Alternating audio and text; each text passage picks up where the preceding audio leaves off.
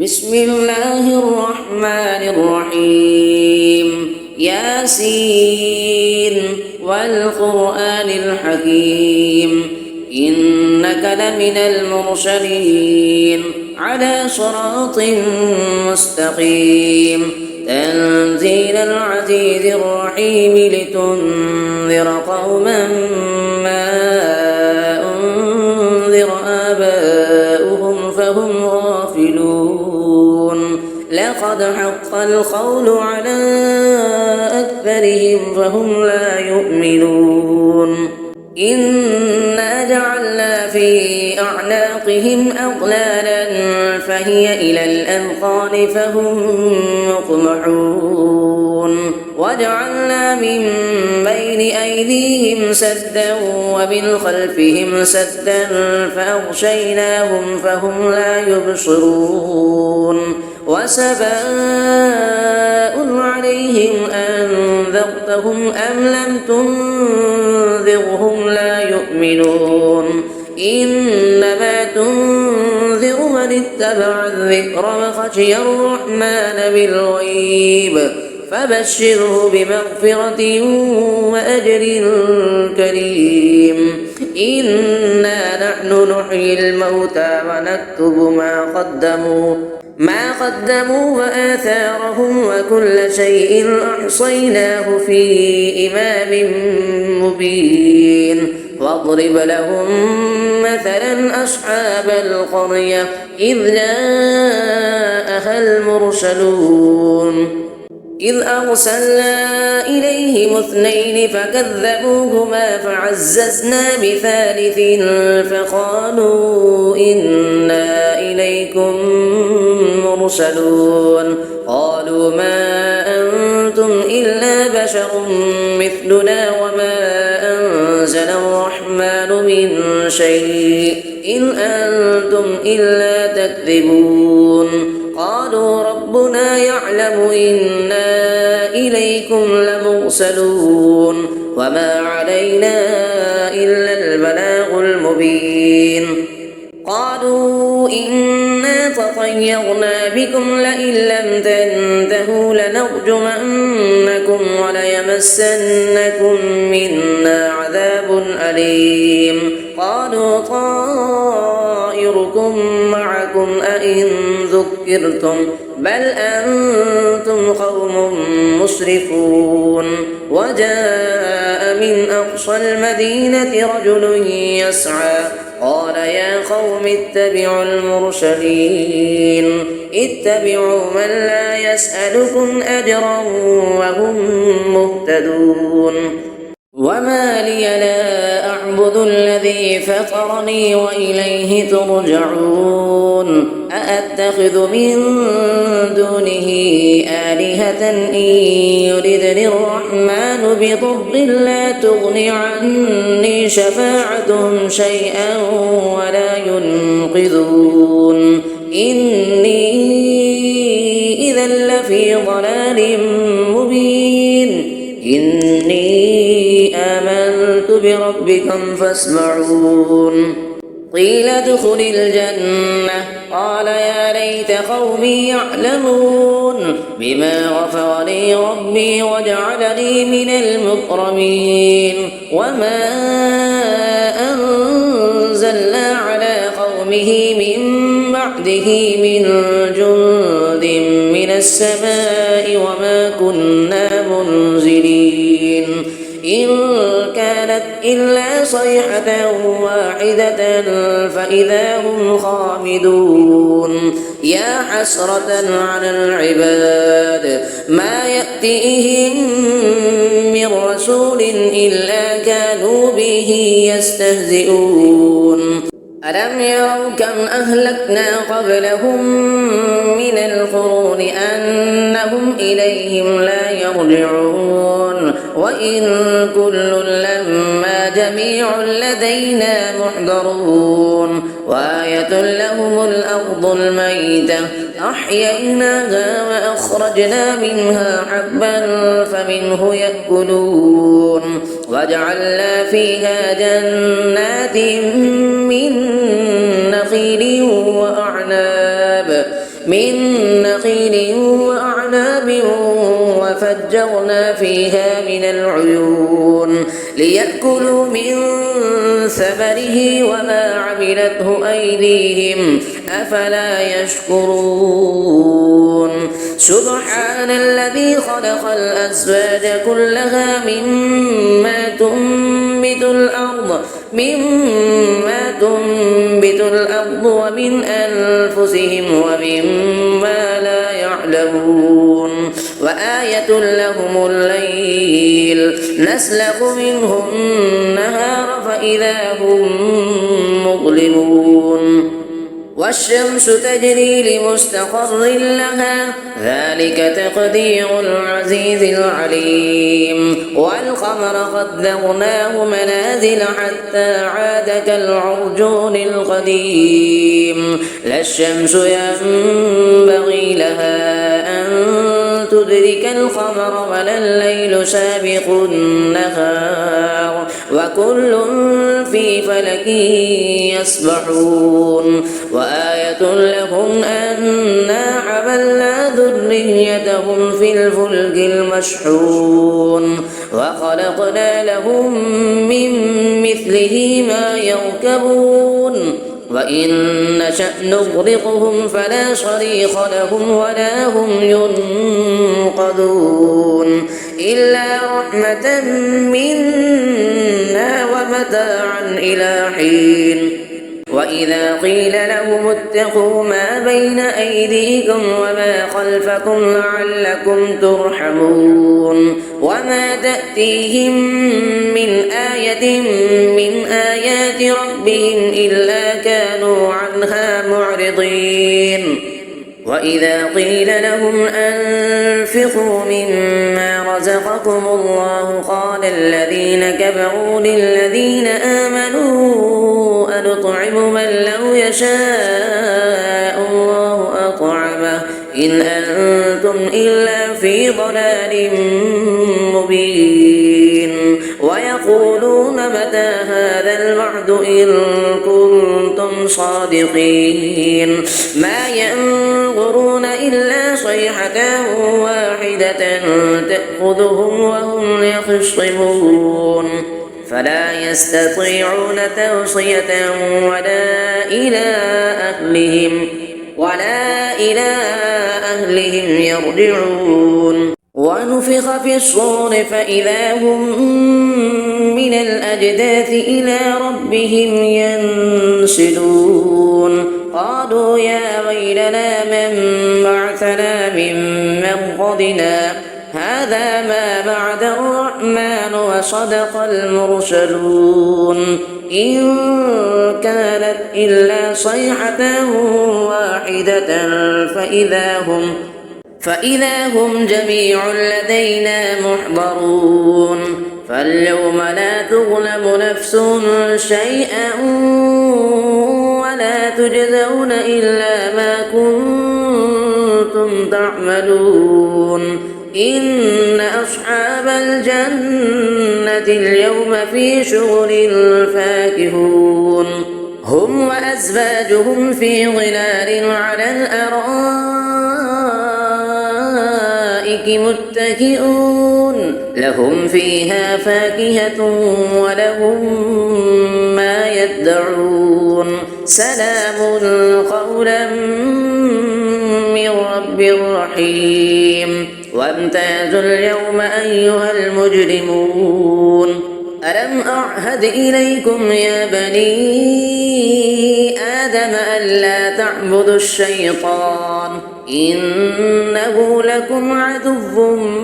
مبين وأن اعبدوني هذا صراط مستقيم ولقد أضل منكم جبلا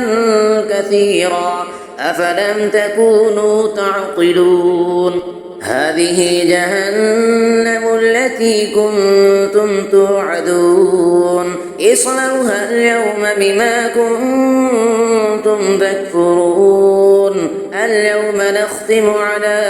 أفواههم وتكلمنا أيديهم وتشهد أرجلهم بما كانوا يكسبون ولو نشاء لطمسنا على أعينهم فاستبقوا الصراط فأنى يبصرون ولو نشاء لمسخناهم على مكانتهم فما استطاعوا مضيا ولا يرجعون ومن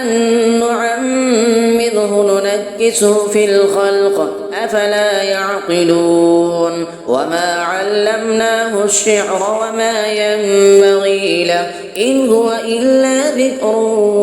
وقرآن مبين لينذر من كان حيا ويحق القول على الكافرين أفلم يروا أنا خلقنا لهم مما عملت أيدينا أنعاما فهم لها مالكون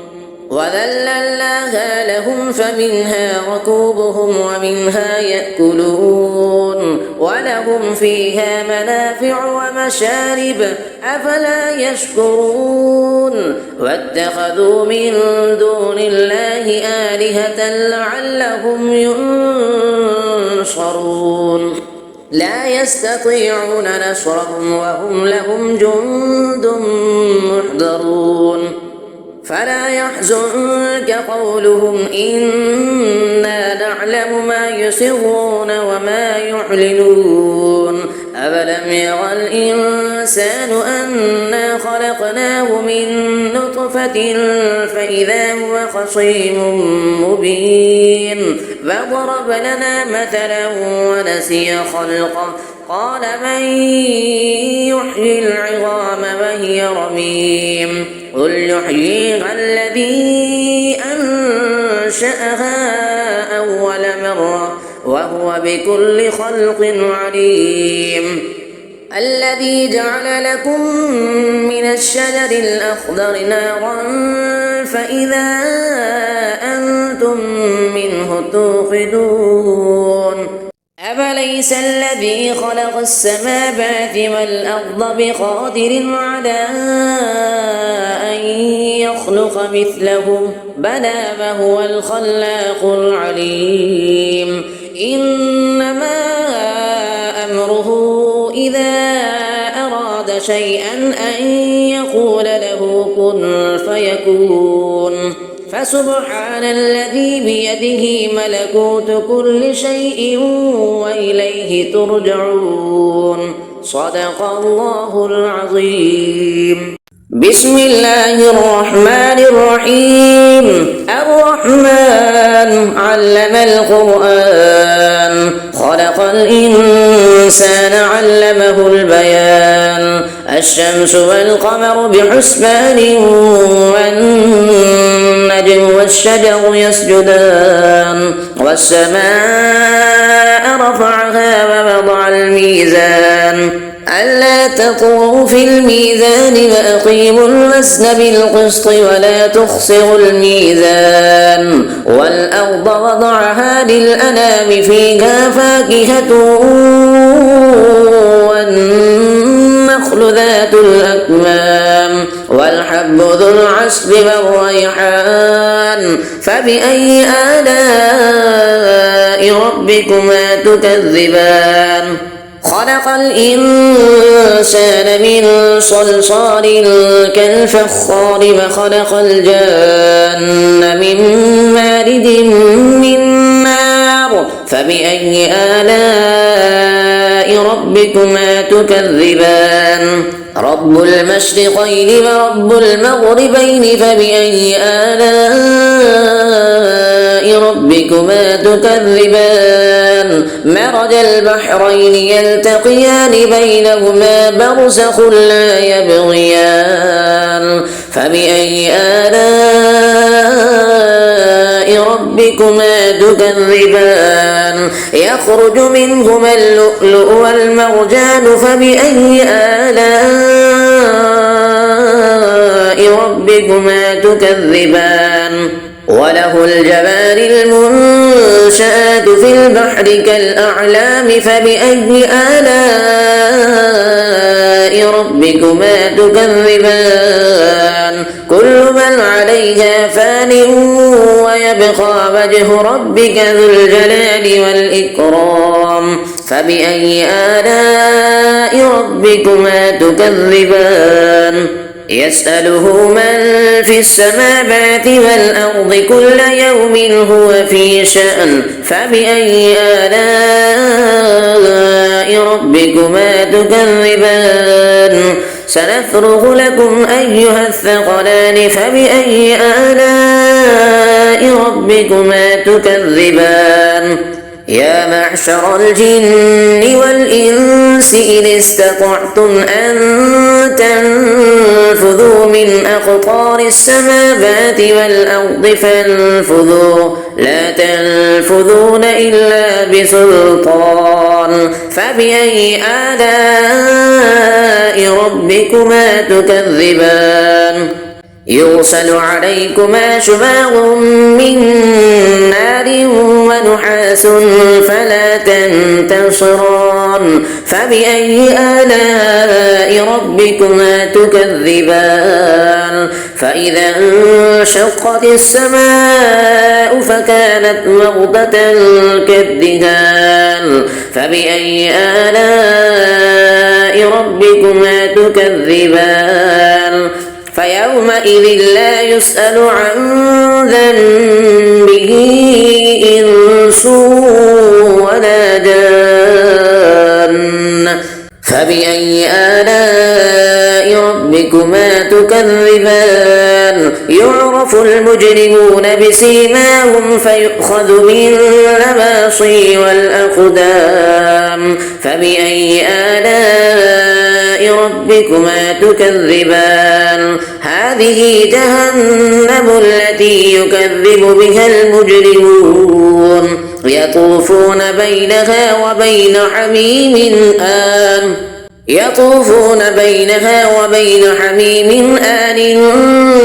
فبأي آلاء ربكما تكذبان ولمن خاف مقام ربه جنتان فبأي آلاء ربكما تكذبان ذواتا أفنان فبأي آلاء ربكما تكذبان فيهما عينان تجريان فبأي آلاء ربكما تكذبان فيهما من كل فاكهة زوجان فبأي آلاء ربكما تكذبان متكئين على فرش بطائنها من استبرق وجنى الجنتين دان فبأي آلاء ربكما تكذبان فيهن قاصرات الطرف لم يطمثهن إنس قبلهم ولا جان فبأي آلاء ربكما تكذبان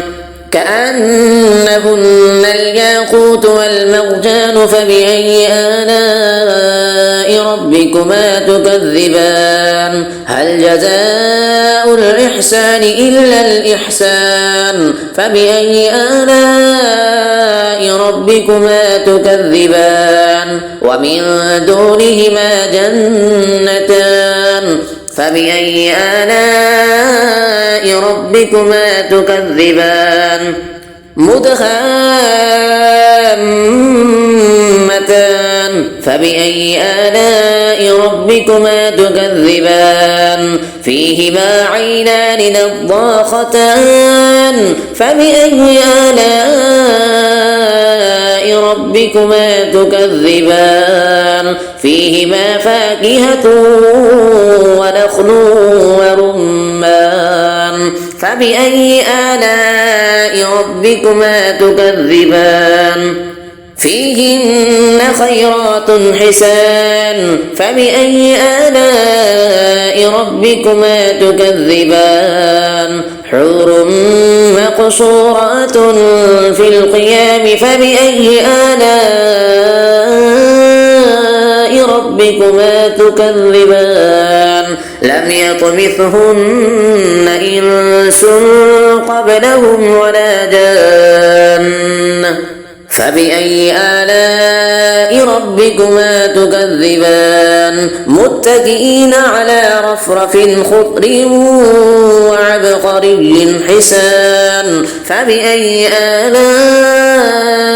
ربكما تكذبان تبارك اسم ربك ذي الجلال والإكرام صدق الله العظيم.